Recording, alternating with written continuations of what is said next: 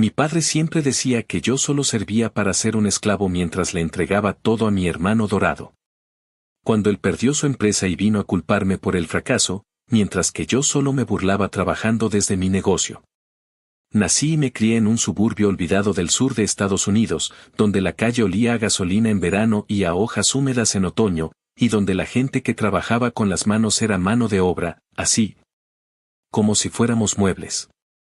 En mi casa, esa etiqueta venía firmada por mi papá, que cada que podía me soltaba la misma cantaleta de mierda, que yo había nacido para ser un esclavo, que lo mío era agachar la cabeza y cargar cajas. Que el cerebro se lo habían repartido todo en mi hermano mayor. Él era el orgullo, el campeón, el hijo dorado que se sacaba fotos con la toga, aunque por dentro fuera puro cartón mojado.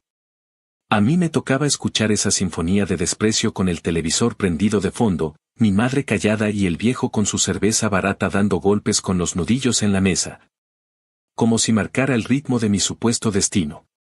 Recuerdo con una claridad que me encabrona la tarde en que mi papá decidió repartir roles de por vida. Estábamos cenando pollo horneado reseco y verduras congeladas que sabían a nada, y de la nada suelta que en esta familia hay que entender los talentos de cada quien. Me miró como quien mira una llanta pinchada y dejó caer la frase que se me tatuó en el pecho: tú sirves para trabajar, no para pensar, eres un esclavo con patas. Luego giró la cabeza hacia mi hermano y le dijo, con esa voz que solo usaba para los brindis y las fotografías, que a él sí le corre el negocio por las venas. Mi hermano sonrió con ese aire de influence barato, yo me quedé masticando rabia, palabras, el orgullo hecho chatarra. Mi madre carraspeó, quiso decir algo, apenas murmuró que cada quien a lo suyo y se levantó a recoger los platos como si la casa entera no se estuviera cayendo a pedazos. Con el tiempo me di cuenta de que mi papá no solo lo pensaba, lo hacía ley. Él llevaba una empresa de servicios, esas que viven de contratos de mantenimiento y promesas de mañana te mando al equipo. No era ningún genio, pero se sabía mover, conocía a medio mundo en el ayuntamiento, y con eso armó su pequeño reino de facturas, camionetas blancas y polos con el logo bordado. Adivinen a quién puso a aprender desde bien chico a mover cajas, a cargar herramientas y a decir sí, señor, con una sonrisa pegada con saliva, a mí, por supuesto. Mi hermano, en cambio, tenía su oficina con aire acondicionado, su silla que parecía butaca de cine, su computadora cara y su tono de voz educado para hablar con clientes. El mensaje era claro y directo como un ladrillazo: uno manda, el otro obedece. El que obedece soy yo, y mejor que ni rechiste. A mí me empezó a gustar la mecánica no por hobby, sino por supervivencia. Si quería ir y venir, necesitaba carro, y el único que podía pagar era una chatarra verde con la pintura cuarteada que conseguí en un lote de autos usados donde el vendedor juraba que solo necesitaba cariño. El cariño fue aprender a cambiar bujías con tutoriales en el teléfono, a rasparme los nudillos contra el bloque del motor, a empaparme de aceite hasta los codos. En el patio de atrás, con una lámpara prestada, me pasaba horas hablando solo, maldiciendo tornillos que no querían salir, jurando que algún día esa tosudez mía iba a servirme para algo más que armar y desarmar fierros. Nunca olvidaré el olor a gasolina pegado a la piel ni la sensación de tener el corazón apretado cada vez que giraba la llave y el carro arrancaba milagrosamente. Era como si por fin, por un ratito, la vida me hiciera caso. Mientras mi hermano paseaba su sonrisa de anuncio por la oficina de mi papá, yo me deslomaba en la bodega con otros dos tipos que sabían exactamente cómo se siente cargar el mundo en la espalda con el sueldo justo para sobrevivir. Allí, entre el sonido de las herramientas y el eco de los insultos del viejo, entendí que si quería dejar de ser el esclavo tenía que largarme con lo puesto y apostar por mis manos.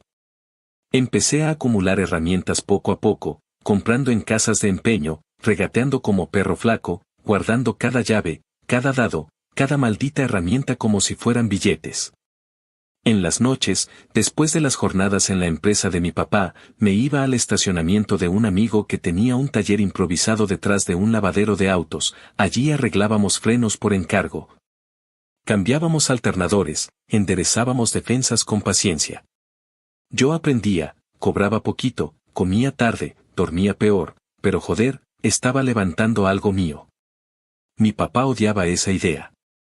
Decía que ese tallercito de barrio era pérdida de tiempo, que yo debía agradecerle el puesto fijo con su empresa, que la lealtad a la familia se mide agachando la cabeza. Cada que me veía con las manos negras me repetía lo mismo, como si fuera un rezo: eres un esclavo, no te da la cabeza para más. Una vez, en Navidad, se atrevió a soltar ante toda la familia que yo debería aprender a estar contento con lo que soy. Dijo esas palabras con un vasito de whisky y sonrisita burlona. Mi hermano se rió, una risa corta, de esas que buscan complicidad. Yo agarré un pedazo de jamón, lo mordí y me juré en silencio que algún día, cuando me sentara otra vez en una mesa así, no sería como el tipo que traga y se calla. No dije nada porque ya me conocía la jugada: si alzaba la voz, terminaba siendo el problemático, el desagradecido, el dramático. Me guardé la furia para más tarde, donde duele de verdad, el trabajo. La independencia no llega con fanfarrias, llega con recibos vencidos, con herramientas baratas que se rompen, con clientes desconfiados que te dicen que un día de estos te llamo. Yo aprendí a sonreír con cansancio, a explicar con paciencia, a decir vamos a hacerlo bien aunque por dentro estuviera temblando. Al mismo tiempo, seguía en la empresa de mi papá porque necesitaba el cheque, y ese doble turno me estaba comiendo la vida.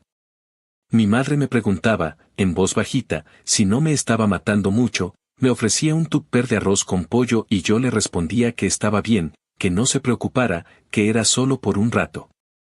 Ella asentía con esos ojos tristes que no miran directo, y volvía a la cocina a lavar platos como si allí pudiera lavar también la culpa de nunca haberme defendido. El punto de quiebre llegó una tarde pegajosa de finales de verano, cuando el calor se pega al asfalto y las ventanas parecen sudar. Hubo un problema con un contrato grande de la empresa, un cliente importante que se quejó de un trabajo mal hecho, y mi papá entró a la bodega echando humo, señalándome con el dedo como si yo hubiera quemado la bandera. Me soltó un sermón que terminó con la frase de siempre y un remate que me prendió fuego por dentro: y tú callado, a trabajar, que para eso estás. Ahí, por primera vez, lo miré sin parpadear y le dije que yo no iba a tragarme más esa mierda, que no iba a ser su criado, que mi trabajo valía y que si no lo veía, peor para él. El silencio que siguió fue un vacío grande, un hoyo donde solo se escuchaba el zumbido de los ventiladores viejos y mi respiración cortada. Mi hermano apareció en la puerta, cruzado de brazos, con esa media sonrisa que no llegaba a los ojos, y me soltó desde la seguridad de su camisa planchada que no hiciera drama, que hay roles, que papá sabe lo que hace. Me entraron ganas de estrellarle una caja de tornillos en la cara. No lo hice. En vez de eso, pedí mis cosas, colgué el chaleco con el logo de la empresa y me largué. No es que al día siguiente despertara dueño de un imperio. Desperté con el mismo colchón viejo, el mismo cansancio, la misma duda de si había hecho una locura. Pero también desperté sin la cadena del eres un esclavo en el cuello, y esa sensación de ligereza, aunque fuera mínima, me dio el empujón. Con un amigo que conocía de los estacionamientos y un compa del lavadero armamos un pequeño espacio en un local que había sido una panadería, todavía olía a harina y a levadura. Y en la pared quedaba el fantasma de un letrero de ofertas. Pintamos, pusimos luces, anotamos en una libreta los nombres de 3 clientes que nos habían prometido dar una oportunidad. Mi primera caja registradora fue una caja de zapatos con billetes arrugados, y mi primer anuncio fue un cartel escrito con marcador y cinta transparente pegado en la ventana. Había miedo, claro que sí, pero también había un gusto casi infantil por cada ruido del taller, el impacto del martillo, el clic de las matracas, el ronroneo torpe de un motor que va volviendo a la vida. Mientras mi taller, con todas sus carencias, empezaba a agarrar forma, la empresa de mi papá seguía su marcha como siempre. Con mi hermano repartiéndose tarjetas de presentación y posando para fotos con chaleco fluorescente aunque no pisara el lodo ni por accidente. Yo no los buscaba, no preguntaba, no quería saber. Aún así, las noticias, cuando quieren, llegan solas. Un proveedor me contó en confianza que la empresa de mi papá se estaba llenando de deudas y que el príncipe no sabía cómo resolver un problema básico sin pedir favores. Me lo dijo con ese tono de chisme que huele a desastre a la vuelta de la esquina. Yo escuché, asentí, cambié de tema. Por dentro, no les voy a mentir, sentí una chispa de satisfacción que me dio vergüenza por un segundo y luego se me pasó. Si alguien había repartido humillación, había sido él, no yo. El día que vi a mi papá entrar a mi taller con la gorra en la mano, la boca apretada y los ojos duros, entendí que el tablero se había dado vuelta. Venía a decir que la empresa estaba en la lona, que el banco apretaba, que el negocio familiar necesitaba de sus hijos. Venía a echar culpas como si fueran tuercas sueltas. Yo lo miré, me limpié las manos con un trapo que olía a grasa y a solvente, y por primera vez en mi vida sentí que la escena estaba encuadrada para mí. No para complacerlo, sino para decirle lo que nunca había podido. Él soltó, casi con desprecio, que si hubiera sido leal, otro gallo cantaría. Soltó esa frase y me encendió la sangre. Yo pensé en todas las veces que me llamó esclavo, en todas las cajas cargadas, en todas las navidades con el chistecito de agradece lo que eres. Y lo único que me salió fue una carcajada corta, cansada, llena de todo lo que había tragado durante años. Ahí empezó de verdad esta historia de venganza, no esa venganza de película con persecuciones y finales épicos, sino la venganza diaria. Silenciosa y jodidamente sabrosa de ver cómo el que te escupía en la cara viene ahora a pedirte agua. No voy a adornarlo, hay rencor, hay alivio, hay momentos en los que me pesa la conciencia y otros en los que la arrojo por la ventana. Pero si algo aprendí es que cuando te pasan años diciendo que no vales nada, devolver la mirada sin agachar la cabeza se siente como volver a aprender a respirar. Y cuando el que te quería de rodillas te pide que lo cargues, bueno, ahí es donde uno decide quién es en realidad.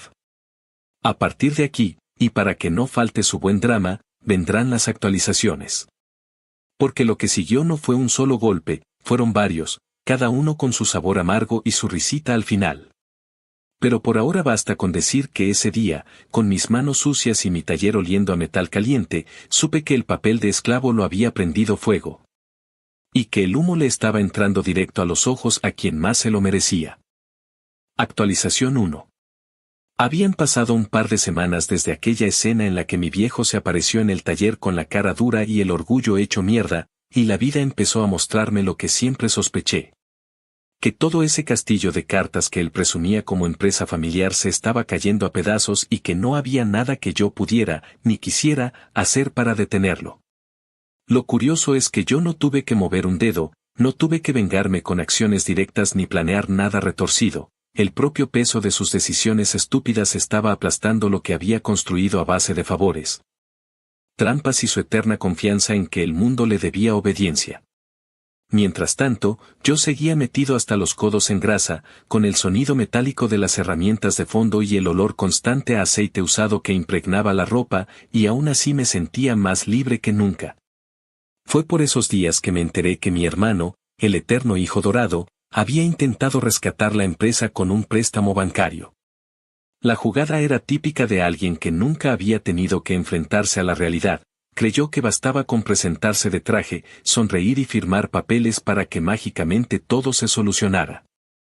El problema fue que pidió dinero sin tener un plan real, sin pensar en cómo pagarlo y, peor aún, sin entender que la empresa ya era un cadáver. Cuando me llegó el rumor, contado por un amigo que trabajaba en una de esas oficinas de crédito, me quedé riéndome solo como un idiota en medio del taller. Me imaginaba la cara de mi papá, roja de furia, y la de mi hermano, con esa sonrisa nerviosa que siempre usaba cuando no sabía qué hacer. Esa misma tarde, mientras terminaba de ajustar los frenos de una camioneta, me puse a pensar en lo irónico que resultaba todo, yo, el supuesto esclavo, el que no servía para nada. Estaba construyendo poco a poco un negocio sólido, mientras ellos, los que se creían reyes, se estaban hundiendo con todo y corona. La confirmación de que todo iba mal llegó una noche de viernes cuando mi madre, con voz baja y cansada, me llamó para contarme que en la mesa de la casa ya no se hablaba de otra cosa que no fueran deudas, llamadas de acreedores y cartas con plazos vencidos. Me dijo que mi papá no dormía, que se pasaba las madrugadas caminando de un lado a otro de la sala, mascullando maldiciones y repitiendo que alguien lo había traicionado. No hacía falta adivinar quién era ese alguien, por supuesto que me culpaba a mí, como si mi ausencia hubiera abierto un hueco tan grande que la empresa entera se desplomara.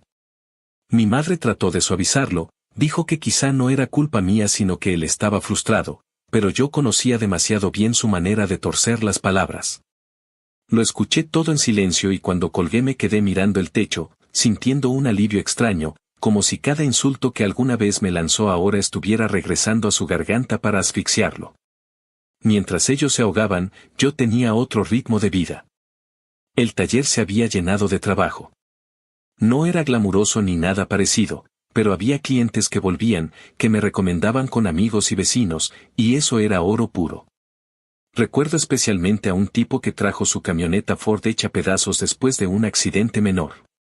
Al final, quedó tan agradecido con el trabajo que me consiguió otros 3 clientes en menos de una semana. Eso me obligó a contratar ayuda, porque yo solo no daba abasto.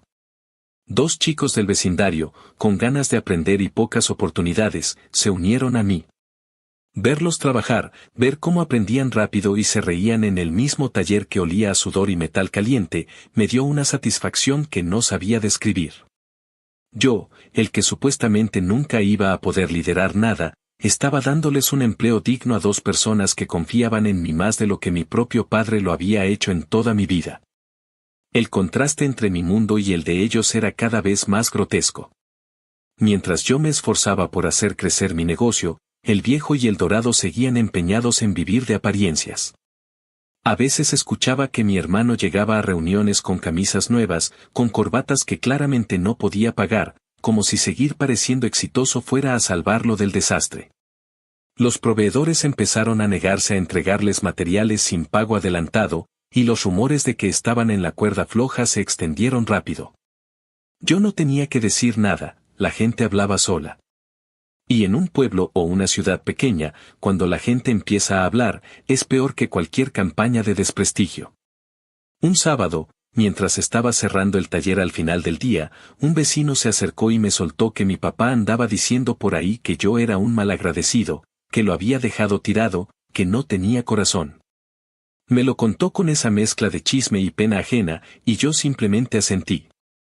Por dentro me hervía la sangre, porque era el colmo, después de años de humillaciones, ahora pretendía pintarse como víctima y dejarme a mí como el villano de la película. Esa noche, en vez de emputarme más, me serví una cerveza y me puse a recordar todas las veces que tuve que aguantar sus insultos. Pensé en cómo, de alguna manera retorcida, ese discurso de mierda había sido el combustible que me empujó a salir adelante. Me reí solo en la cocina y brindé en voz baja, como si le hablara a un fantasma: salud, cabrón, gracias por enseñarme a nunca ser como tú.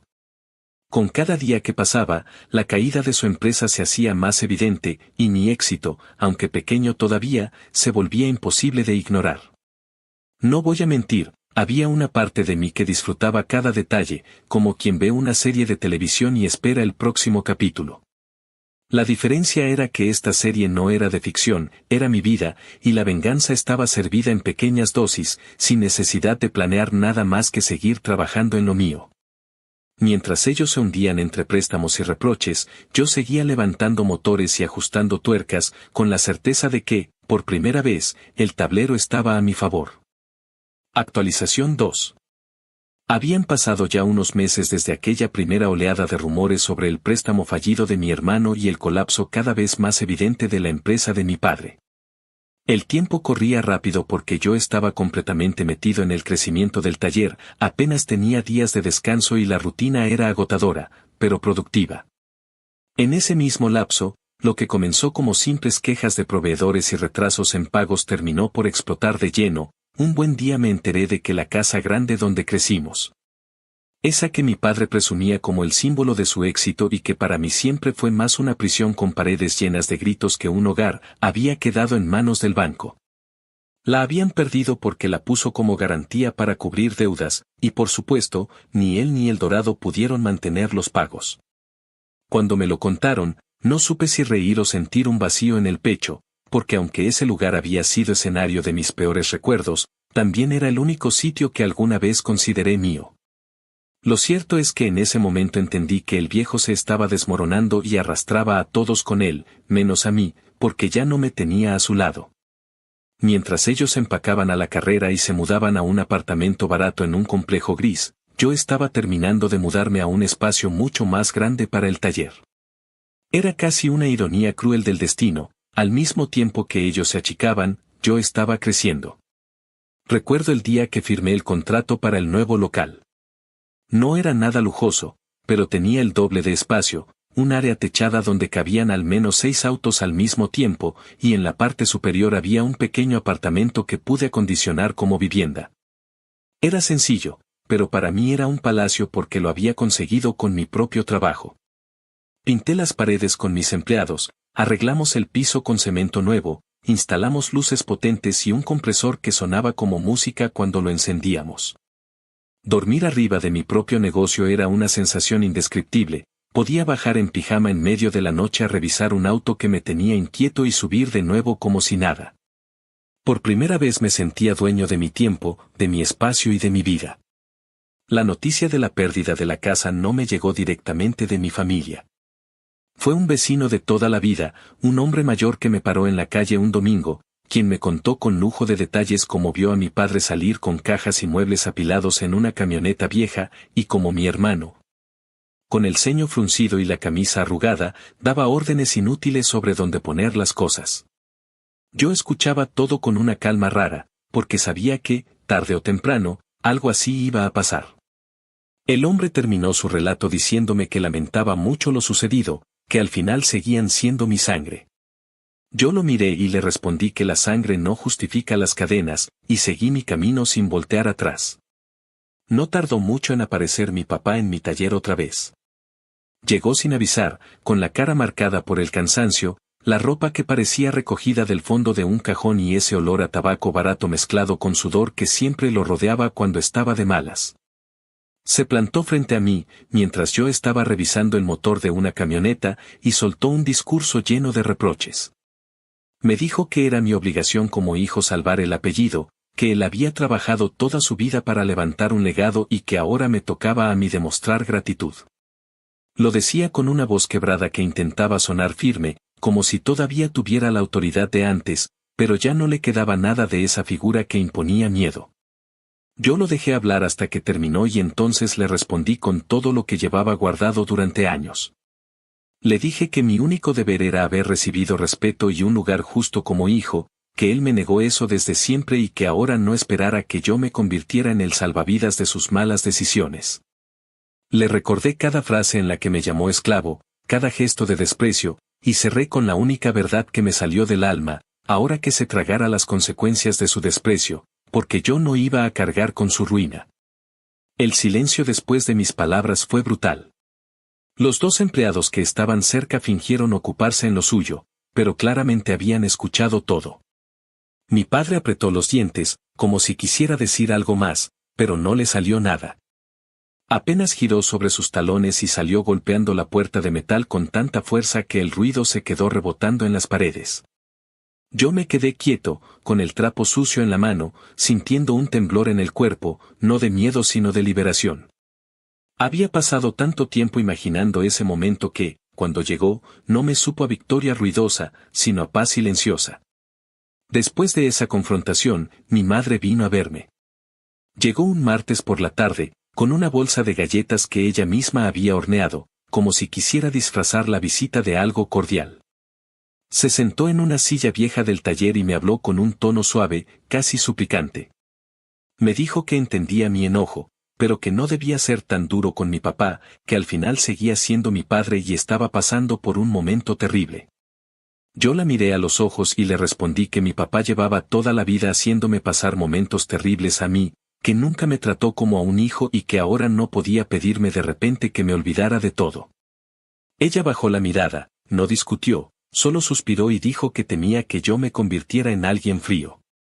En su voz había tristeza, pero también una resignación que me confirmó que ella sabía, desde siempre, lo que él me había hecho. En ese mismo periodo, mientras ellos se acomodaban a duras penas en su nuevo apartamento, yo estaba inaugurando oficialmente el nuevo local. Hicimos una especie de pequeña celebración con los empleados, amigos cercanos y un par de clientes que se habían vuelto habituales. Compramos pizzas, cervezas y pasamos la tarde riéndonos, con la música a todo volumen y los motores apagados por unas horas. Fue una fiesta sencilla, pero para mí significó más que cualquier cena familiar de Navidad en aquella casa que ya no existía. Porque en ese lugar nuevo, rodeado de gente que me respetaba, entendí que mi historia no era la de un esclavo, sino la de alguien que se había construido a sí mismo desde el barro. Así, entre la mudanza forzada de mi familia y la expansión de mi taller, el contraste se volvió insalvable. Yo no necesitaba vengarme activamente, la vida misma se estaba encargando de mostrarles la verdad que nunca quisieron aceptar. Ellos habían perdido lo que más valoraban, su estatus y su fachada, mientras yo, con las manos manchadas de grasa y la frente sudada, ganaba terreno poco a poco. Esa fue la primera vez que me di cuenta de que la venganza no siempre llega con gritos ni golpes, a veces llega en forma de un silencio incómodo. De una puerta cerrada en la cara y de una carcajada contenida mientras trabajas en lo tuyo. Actualización 3. Había pasado medio año desde aquella mudanza forzada y la puerta que le cerré en la cara a mi viejo, y para entonces el mundo había girado lo suficiente como para que cada cosa estuviera en su sitio. Aunque ese sitio fuera jodido para algunos. La noticia me llegó una tarde calurosa de finales de primavera, cuando el asfalto parecía derretirse y la gente buscaba sombra bajo cualquier toldo. Mi hermano estaba trabajando en una tienda grande de esas que venden desde pan hasta televisores, con chaleco y sonrisa de libreto. Me lo dijo un cliente que lo reconoció en la línea de cajas y no pudo evitar comentarlo, con esa curiosidad que a veces es malicia y otras solo ganas de llenar silencios. Al principio pensé que era un chisme más, pero al día siguiente tuve que ir a devolver unas piezas que me habían mandado mal y ahí estaba, detrás del mostrador, con una plaquita en el pecho y la mirada de quien acaba de tragarse un sapo entero. Lo primero que me pasó por la cabeza fue una carcajada, lo segundo fue un golpe de pena que se me quedó atravesado, y lo tercero, lo que de verdad se me instaló en el cuerpo. Fue una rabia vieja que había estado dormida y despertó cuando él me miró y dijo que no fuera a armar un show. Yo solo le respondí, con la voz plana y sin subir el tono, que como iba a armar un show si el espectáculo llevaba años montado por cuenta de ellos. Me pidió que no lo humillara, dijo esas palabras apretando los dientes, y por un segundo casi le digo que ahora entiende lo que es tragarse el orgullo con agua tibia. No lo hice. Pagué, agarré el recibo, y salí a la tarde pegajosa con un sabor amargo y dulce a la vez. Mientras tanto, mi taller no solo estaba a tope, estaba desbordado. Las citas se acumulaban, los fines de semana se habían vuelto días normales y yo, que siempre me había acostumbrado a dormir poco, empecé a entender que crecer también es aprender a delegar y a soltar. Fue en ese mismo periodo cuando tomé la decisión de abrir un segundo local en una ciudad vecina, a media hora en carro si no había tráfico pesado, en una avenida donde pasaba de todo. Desde camiones repartidores hasta familias que salían de la iglesia los domingos. No fue una epifanía heroica, fue más bien la suma de pequeñas señales, un proveedor que me dijo que por allá casi no había talleres confiables, un par de clientes que manejaban desde esa zona y se quejaban del camino. Y un letrero de Serrenta que vi justo al lado de una lavandería y una taquería que se llenaba al mediodía. Me planté frente al local con las manos en la cintura, respiré ese aire de polvo viejo y aceite rancio que tienen los lugares abandonados, y supe que ahí podía crecer algo mío si le metía ganas. El dueño del lugar era un señor que había visto de todo y desconfiaba por deporte, así que la negociación fue una danza larga de miradas, silencios y condiciones. Al final, cuando le dije que no iba a prometer nada más que trabajo y respeto por el espacio, soltó un suspiro y me dio la mano. Yo salí con la llave fría dentro del bolsillo como quien guarda una piedra de río que ya sabe que le pertenece. Los días que siguieron fueron una mezcla de guerra y fiesta. Mudé parte de mis herramientas, compré estantes de segunda mano en un mercado de garaje, pinté paredes con rodillo junto a los empleados. Puse un letrero sencillo pero claro en la fachada y llamé a los clientes de confianza para contarles la novedad. La parte de arriba del nuevo local no era habitable, pero servía de almacén y en la planta baja cabían varios carros con holgura. Lo suficiente como para que el movimiento no se volviera un infierno cada vez que llegaba una grúa. Firmé los papeles de las licencias con una letra que temblaba de cansancio y emoción. Preparé una carpeta con facturas limpias como me enseñó un amigo que trabaja en una oficina y pedí a un primo que sabe de computadoras que me instalara un sistema sencillo para llevar las órdenes, nada elegante. Solo algo que me ayudara a no ahogarme en papeles. Convencí a un chofer de grúa conocido para que hiciera ruta fija los lunes y los jueves y nos dejara los carros que recogía en carretera. A cambio, yo le conseguía trabajo de regreso con clientes que necesitaban traslados. Todo se fue armando como esos rompecabezas que al principio parecen imposibles y de pronto encajan con una calma que da gusto. Abrir un segundo local significó también aprender a soltar el control obsesivo sin perder el rumbo. Puse a cargo a uno de los chicos que venía conmigo desde el principio, un moreno flaco con manos rápidas y una paciencia que envidio, y le dije, mirándolo a los ojos, que no quería perfección, quería honestidad y ganas. Le conté que no me interesaba la pinta ni el discurso, que lo que buscaba era que la gente saliera de ahí con la sensación de que no los habíamos jodido. Él asintió serio, con ese brillo que te hace confiar, y al día siguiente llegó temprano, se puso los guantes y se plantó como si toda la vida hubiera estado esperando esa oportunidad. Yo iba y venía entre los dos locales con el estómago apretado, sintiendo ese vértigo rico de cuando uno se lanza a algo grande sin red. Había días en que todo salía torcido, piezas que no llegaban, clientes que cancelaban, empleados que se enfermaban. Y otros en los que el taller parecía una orquesta afinada y yo me permitía levantar la vista del piso para pensar en lo que venía. En ese ir y venir, recibí la llamada de mi madre una tarde de lluvia fina que no lavaba nada, solo dejaba la ciudad pegajosa y triste. Me habló con voz baja, como si no quisiera espantar el poco orgullo que me quedaba o como si estuviera pidiéndole permiso al aire. Dijo que había visto a mi hermano en la tienda, que se le apretó el corazón, que nunca imaginó verlo así, con la espalda un poco encorvada y la sonrisa de obligación. Dijo que mi papá estaba insoportable, que los culpaba a todos menos a sí mismo, que se pasaba el día rumiando historias de gloria y soltando la frase de siempre, esa mierda de que en esta familia se debe lealtad. Luego, como quien se arrepiente pero ya abrió la puerta, me pidió que no fuera tan duro, que considerara ayudar aunque fuera un poco. En su voz había cansancio y miedo, y a mí se me mezcló el resentimiento con una ternura vieja que aún no se muere del todo. Le respondí sin gritar, sin reproches largos, que yo no iba a sostener a quien me escupió durante años, que ya hice mi parte sobreviviendo a su desprecio y que ahora me tocaba cuidar lo mío. Ella guardó silencio, me dijo que me quería, y colgó con un suspiro que me persiguió el resto de la tarde. A los pocos días, como si la vida quisiera medir si hablaba en serio, me encontré de frente con mi padre en el estacionamiento del vecindario donde ahora vivían. Yo había ido a dejarle a mi madre una caja con víveres y unas medicinas que me pidió, porque por más cabrón que me ponga con él, a ella no la abandono. Estaba caminando hacia el carro cuando lo vi salir de una puerta con un recibo arrugado en la mano, mascando rabia y orgullo herido. Me clavó la mirada, esa mirada vieja que siempre había querido aplastarme, y por un segundo pensé que iba a soltar otra de sus frases escritas con veneno. No dijo nada.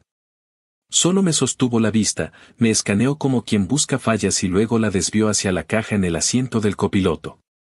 Le tembló la mandíbula. Yo no dije palabra. Arranqué, salí a la calle y, en el semáforo, me di cuenta de que, por primera vez, no me había dado miedo. Me dio una risa corta que se mezcló con un dolor sordo en el pecho. Hay victorias que no se celebran con gritos, se celebran con el silencio intacto. En medio de ese torbellino familiar, el segundo local empezó a caminar con piernas propias. Hicimos un acuerdo con la taquería de la esquina para dar descuento a los clientes que esperaban reparaciones largas, y sin querer armamos un pequeño ritual de barrio, la gente dejaba el carro, cruzaba a comer. Volvía con salsa en la comisura de los labios y una historia bajo el brazo. Un señor mayor que llevaba años manejando un sedán azul nos trajo una caja de herramientas que era de su hermano y nos dijo que prefería que las usáramos nosotros antes que se oxidaran en su garaje. Me contó con una sonrisa triste que su hermano era mecánico y que cada vez que pasaba frente al taller sentía el olor a juventud. Una mujer que lavaba ropa en la lavandería de al lado nos recomendó con su hermana, y su hermana con su comadre, y así, como pasa en los barrios donde el boca a boca es rey. El local se llenó de nombres que luego se volvieron rostros conocidos. Yo me dejé llevar por esa corriente cálida y cada noche, cuando cerrábamos la cortina de metal, sentía que el mundo tenía un tamaño manejable, que bastaba con barrer el piso, lavar las manos y volver al día siguiente. No faltaron los tropiezos. Un día se nos jodió el compresor y pasamos la tarde improvisando con paciencia y sudor. Otro día un cliente se puso loco porque el trabajo no quedó a su gusto y me soltó un sermón sobre profesionalismo que casi me prende la chispa, pero respiré hondo. Repetí por dentro que esto es un maratón y no una carrera corta, y le ofrecí arreglar lo que hiciera falta sin cobrarle la mano de obra. Al final, volvió con una disculpa torpe y nos trajo donas. Aprendí a elegir batallas, a tragar mi orgullo cuando valía la pena y a defenderlo cuando era necesario. Y cada lección me alejaba un poco más de ese chiquillo que agachaba la cabeza para no escuchar la palabra esclavo. Mi hermano, por su parte, se convirtió en un fantasma que aparecía en anécdotas ajenas. Me contaron que había pedido horas extra, que lo habían pasado a la sección de electrónicos, que se esforzaba por memorizar discursos de venta, que a veces lo veían mirar al vacío como quien hace cuentas que no cierran. Pensé mucho en él, más de lo que me hubiera gustado admitir. Recordé nuestras peleas de adolescentes, sus burlas, los gestos de superioridad que ahora se le caían como pintura vieja. Me pregunté si alguna vez le pesó de verdad el papel que le dieron en la casa, si alguna noche se miró al espejo y se sintió un fraude. No lo llamé. No me llamo. A veces lo justo es la distancia. Hubo una tarde en la que me lo crucé otra vez, esta vez en el estacionamiento de la tienda, cargando cajas de mercancía con un chaleco fluorescente que le quedaba grande. Me vio, yo lo vi, y nadie dijo nada durante un segundo largo que se hizo pesado. Entonces él, con la voz cansada, soltó que esperaba que estuviera contento con mi imperio. Yo, con la calma que me costó la vida aprender, le respondí que contento no, ocupado. Dijo que papá no va a aguantar mucho esta humillación. Le contesté que no era mi problema y que si de verdad quería ayudarlo, empezara por no repetir sus mismas mentiras. Hubo un amago de réplica, un brillo de enojo viejo, y después solo quedó el ruido de las ruedas de un carrito al pasar. Me fui con el pecho apretado y una certeza fría, no todos los puentes hay que quemarlos, algunos se quedan allí, sin tránsito, para recordar por qué del otro lado ya no hay camino.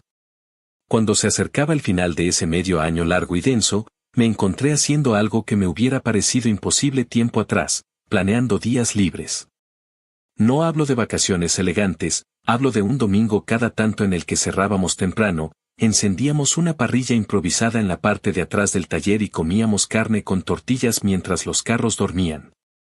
Mis empleados contaban historias, se quejaban de amores locos, reían con carcajadas que limpiaban el aire, y yo me sorprendía mirando alrededor con una especie de gratitud feroz. Esa palabra me costó, porque en mi casa agradecer era sinónimo de agachar la cabeza. Aquí, en cambio, agradecer se parecía a levantarla y mirar de frente. En esos mismos días, mi madre me volvió a llamar. Esta vez no me pidió nada.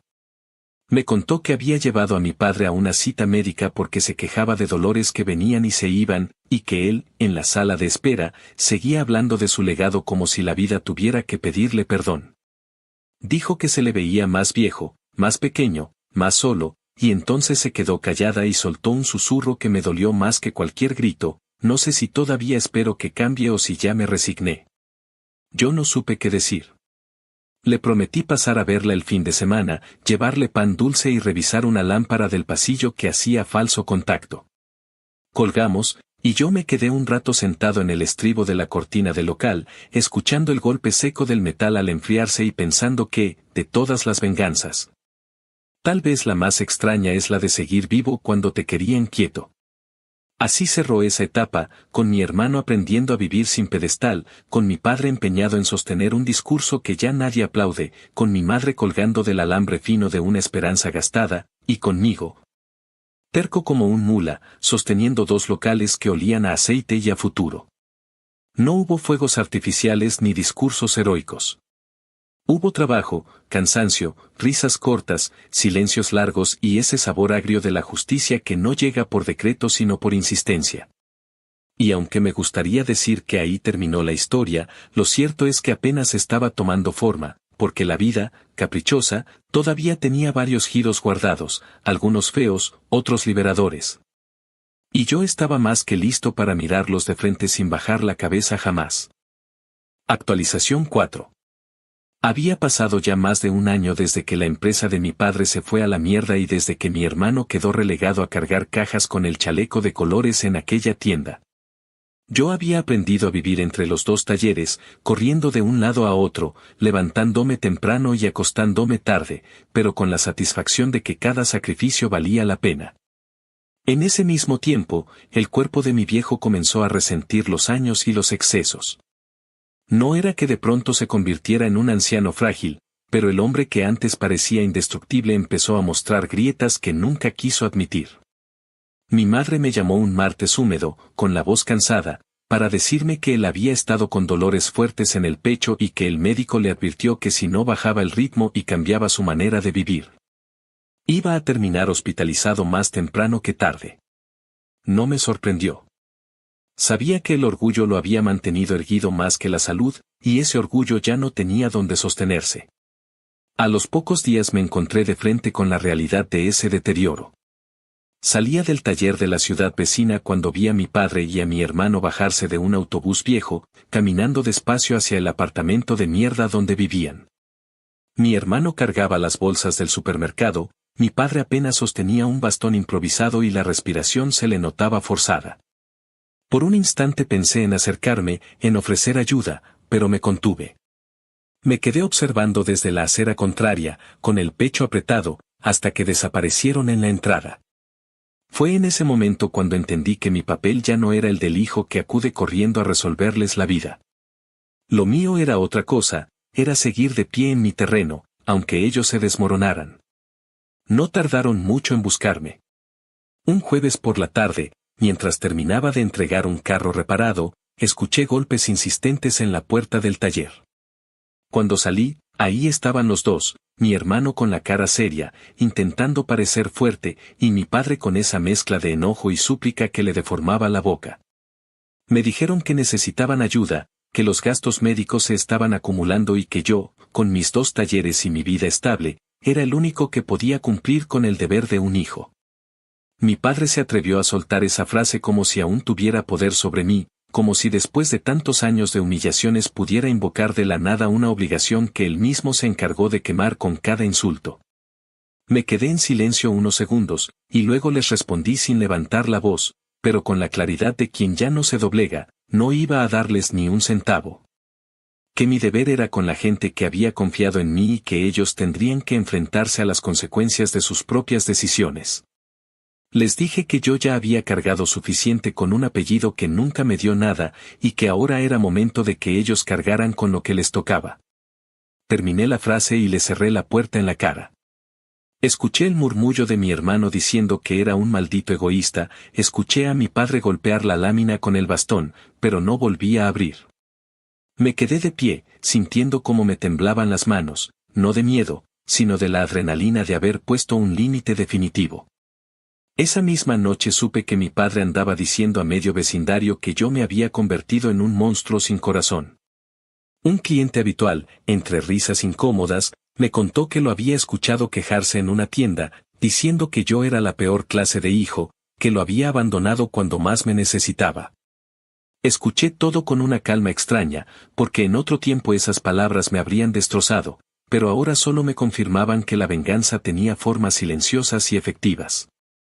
Ya no necesitaba discutirle ni demostrarle nada. Él mismo se estaba condenando con cada historia que contaba. El mismo hombre que me llamó esclavo toda la vida ahora iba por ahí rogando que lo cargara, y esa contradicción lo estaba carcomiendo más que cualquier enfermedad. El deterioro de mi padre se hizo más evidente con los meses. Mi madre me confesó que pasaba las tardes sentado en una silla mirando por la ventana, mascullando recuerdos y quejas, sin energía para otra cosa. Mi hermano intentaba cubrir lo básico con su sueldo miserable, pero apenas alcanzaba para la renta y la comida. Yo, por mi parte, estaba inaugurando la ampliación del segundo taller y planeando abrir una oficina pequeña para organizar mejor las cuentas. Las diferencias eran abismales. Había noches en las que, al cerrar la cortina del local y subir a mi apartamento, me servía una cerveza y me quedaba mirando el techo, pensando en lo irónico de todo. Mi padre me había pasado años diciendo que yo nunca llegaría a nada, y ahora era el quien no tenía absolutamente nada más que la sombra de su orgullo roto.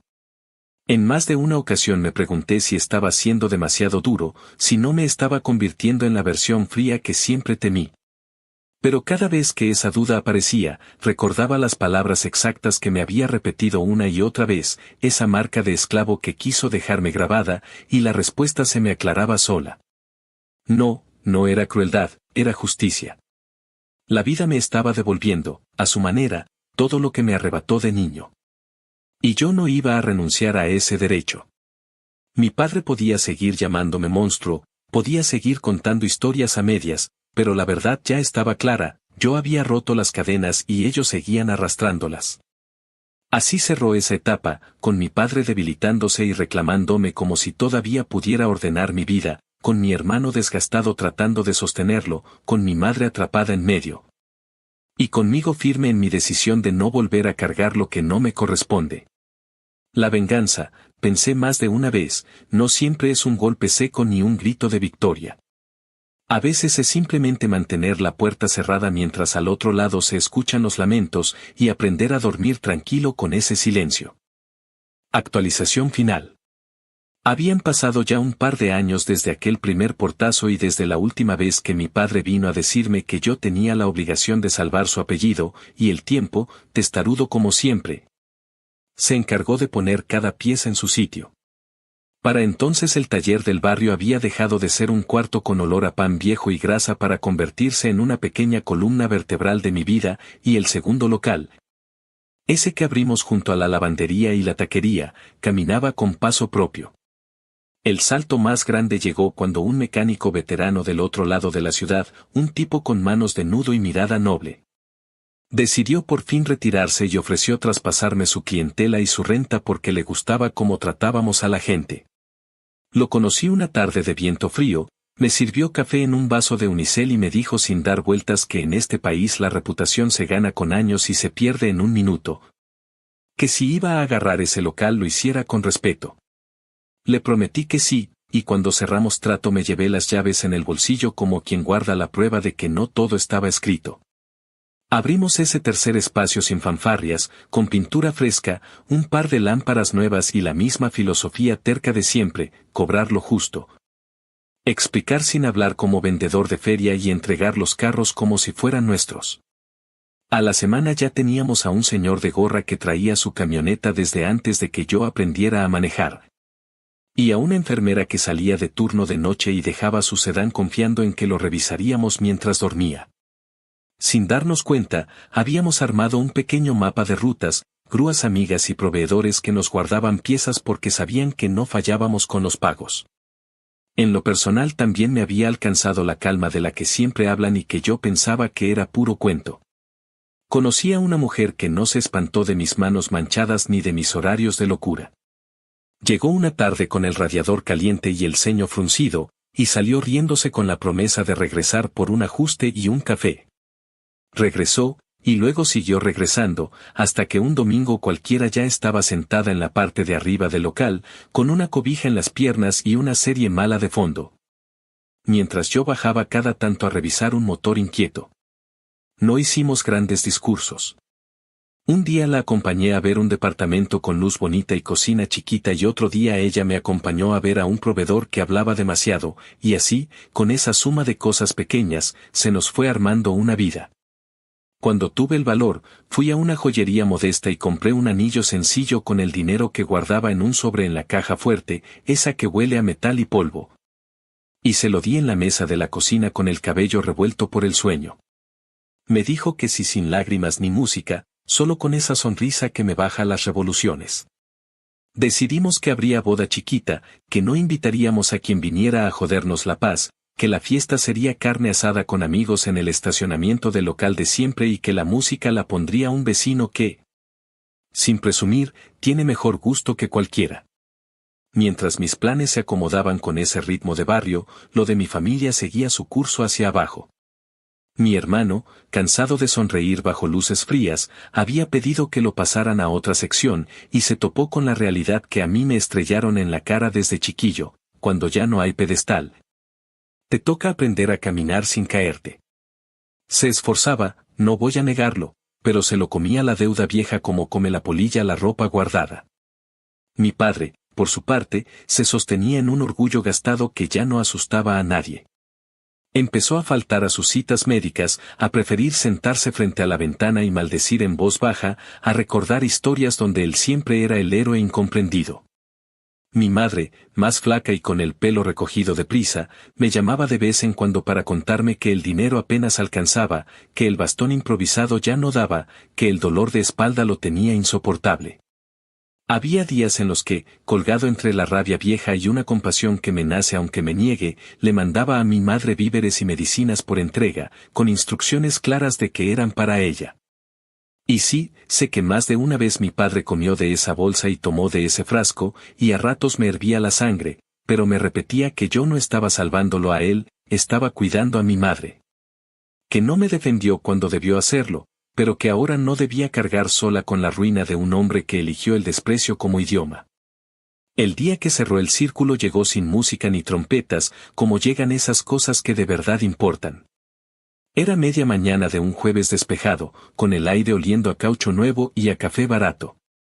Tenía las manos ocupadas con una camioneta que hacía un ruido grave cada que girabas el volante y estaba explicándole a un cliente, con paciencia de santo, ¿por qué valía la pena cambiar unas piezas antes de que el problema creciera, cuando escuché la puerta del local abrirse con ese chirrido que siempre digo que voy a aceitar y nunca aceito?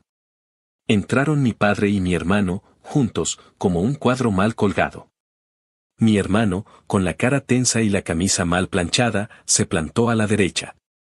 Mi padre, con la frente perlada de sudor y esa mirada que te quiere perforar, se paró frente a mí como si la simple postura pudiera devolverle la autoridad.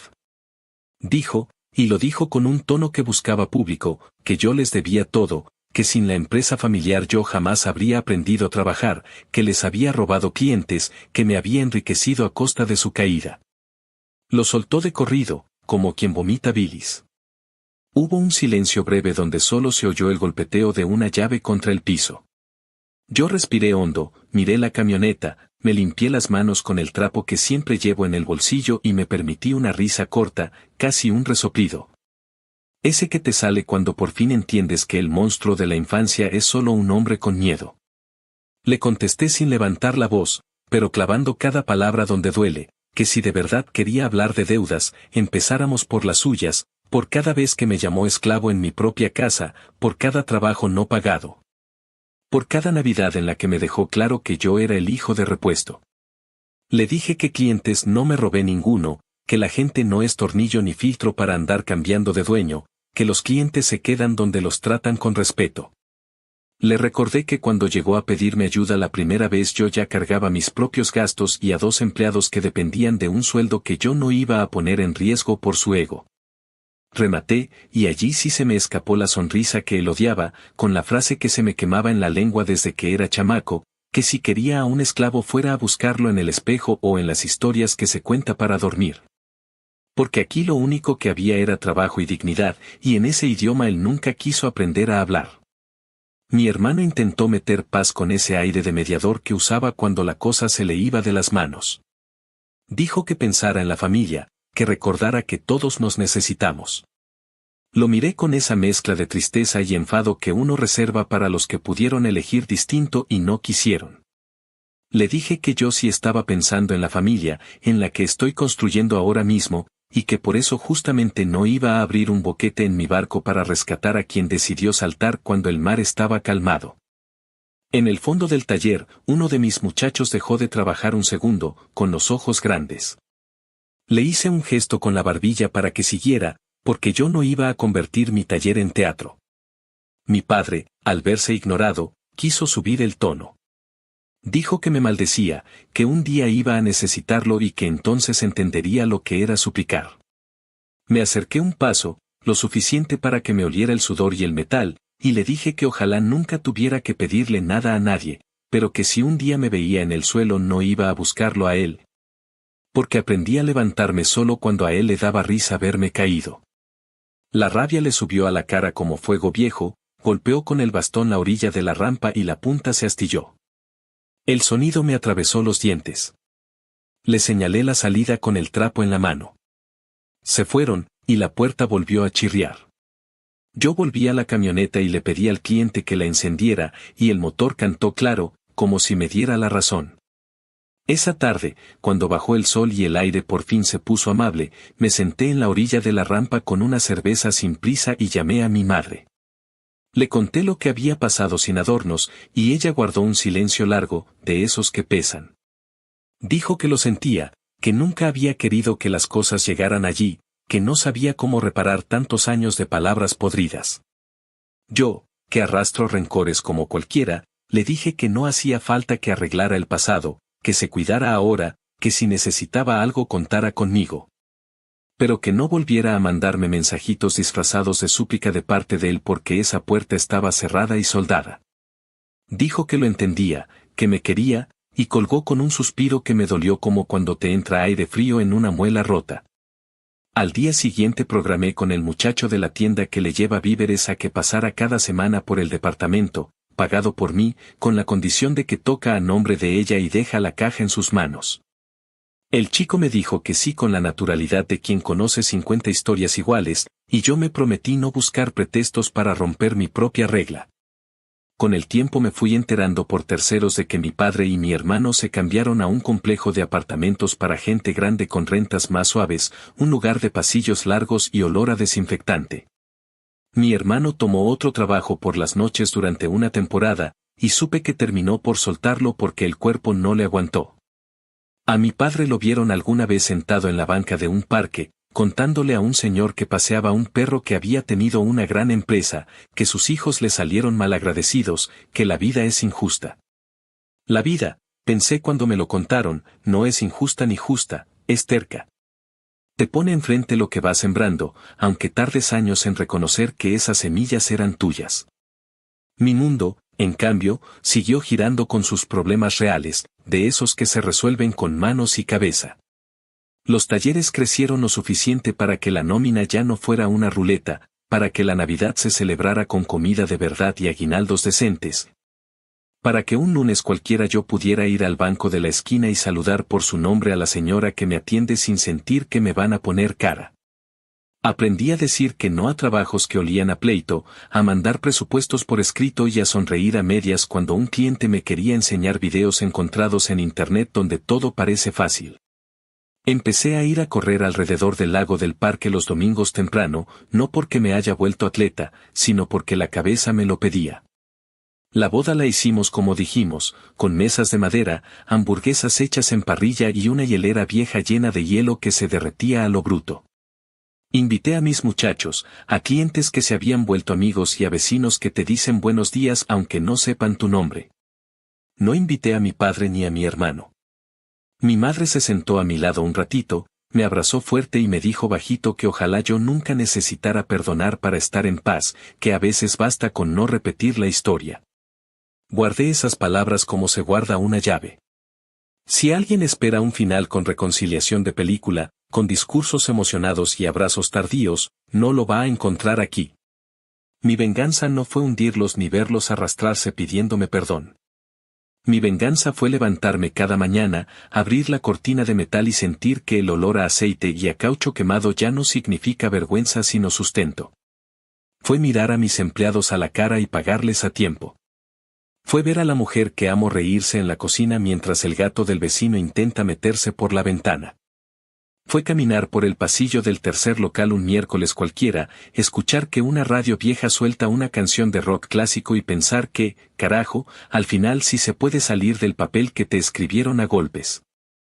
A veces, cuando cierro, me queda la tentación de voltear hacia el pasado y buscar una miga de ternura en el recuerdo de mi padre, y otras veces me sale un insulto que me queda corto.